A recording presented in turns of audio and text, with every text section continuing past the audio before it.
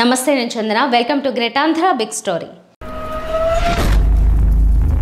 Vaikapa social media wing ఈ పేరు వింటే కొన్ని పేర్లు గుర్తుకొస్తాయి. వాళ్ళు పార్టీని ఎలా అధోగతి పాలు చేశారో సొంత పార్టీ నేతలే చెప్తారు. అసలు ఎవరు వాళ్ళ అర్హతలేమిటి అంటే వాళ్ళు ఖచ్చితంగా రెడ్డి కులస్తులు అయి ఉండాలి, జగన్ ఫ్యామిలీకో లేదా జగన్ కోటరీకి చెందిన నాయకుల ఫ్యామిలీకో బంధువు అయి ఉండాలి. ఏ సొంత ట్విట్టర్ అకౌంట్ కానీ ఫేస్బుక్ అకౌంట్ కానీ ఉండకూడదు. జగన్కి పార్టీలోని ఇతర నాయకులకి మధ్య ద్వారపాలకుల్లా అడ్డంగా ఉండాలి.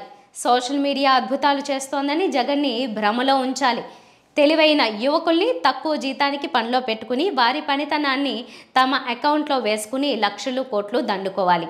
ఇవి అర్హతలు. ఇది వినడానికి ఏదో వెటకారం చేస్తున్నట్టున్న వాస్తవ దూరం మాత్రం కాదు. గత 10 ఏళ్లుగా జరిగింది ఇదే. ముందు దివ్యారెడ్డి అనే అమ్మాయిని తీసుకొచ్చి సోషల్ మీడియా ఇన్ఛార్జిగా పెట్టారు. ఆమె జగన్మోహన్ రెడ్డికి మేనత్త కూతురు. ఆ తర్వాత సజ్జల భార్గవరెడ్డి సీన్లోకొచ్చారు. అతను సజ్జల రామకృష్ణారెడ్డి అనే కోటరీకి చెందిన వ్యక్తి కొడుకు. ఇంతకీ సజ్జల భార్గవ్కి అప్పచెప్పిన పనేంటి?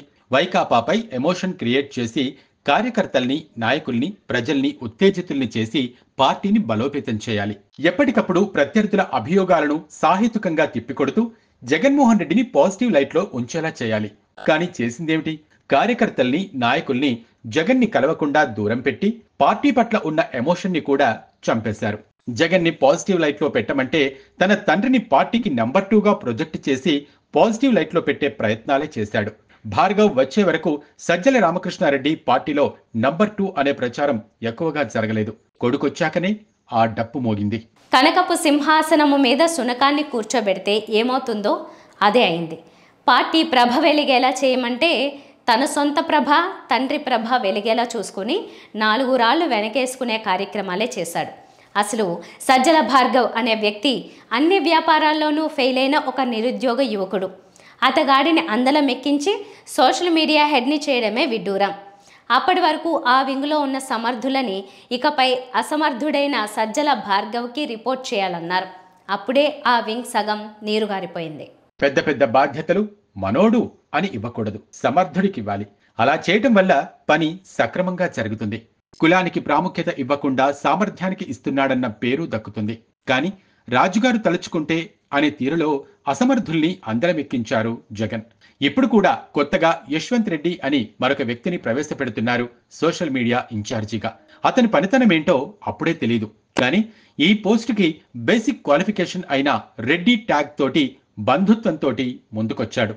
కనీసం ఇతనైనా నలుగురిని కలుపుకెళ్తాడా? అలా వెళ్ళనిచ్చే వాతావరణముందా? కార్యకర్తల్ని, నాయకుల్ని ఉత్తేజపరిచే విధంగా సోషల్ మీడియా విభాగాన్ని నడుపుతాడా లేక సజ్జల సంస్కృతిని కొనసాగిస్తాడా అనేది చూడాలి. ఇంతకీ ఇతను నడిపేవాడా లేక పైవాళ్లు చెప్పినట్టు నడుచుకునేవాడా అనేది కూడా చూడాలి. పార్టీకి చాలా మంది నాయకులు, కార్యకర్తలు దూరం అవడానికి ప్రత్యక్షంగా, పరోక్షంగా ప్రధాన కారణం సజ్జల రామకృష్ణారెడ్డి, భార్గవ్లే. వాళ్లలో ఉన్న ప్రధానమైన లోపం ఆత్మన్యూనత. తాము అసమర్థులమని తమకి తెలుసు. తమకన్నా సమర్థులు తమ పక్కన, కింద ఉన్నారని తెలుసు. వాళ్ళకి జగన్తో యాక్సెస్ చిక్కితే వీళ్ళని లూప్ లైన్లో పారేస్తారని భయం. అందుకే సమర్థుల్ని దూరం పెట్టారు, వాళ్ళ మనసుల్ని విరిచేశారు, వాళ్ళని తొక్కేశారు ఈ ఇద్దరు. అంతేకాదు, జీతాలు ఇచ్చేటప్పుడు అందరికీ సమానంగా ఇవ్వాలి, పెంచితే సమానంగా పెంచాలి. అలా కాకుండా కొంతమందికి ఒక రేంజ్లో జీతాలిచ్చి మిగిలిన వారిని పక్కన పెడితే ఐకమత్యం ఎక్కడుంటుంది? లోపలే లూకలుకలు బయలుదేరి మొత్తం వ్యవస్థ దెబ్బతిని సర్వం చతికిలబడుతుంది. అదే అయ్యింది కూడా.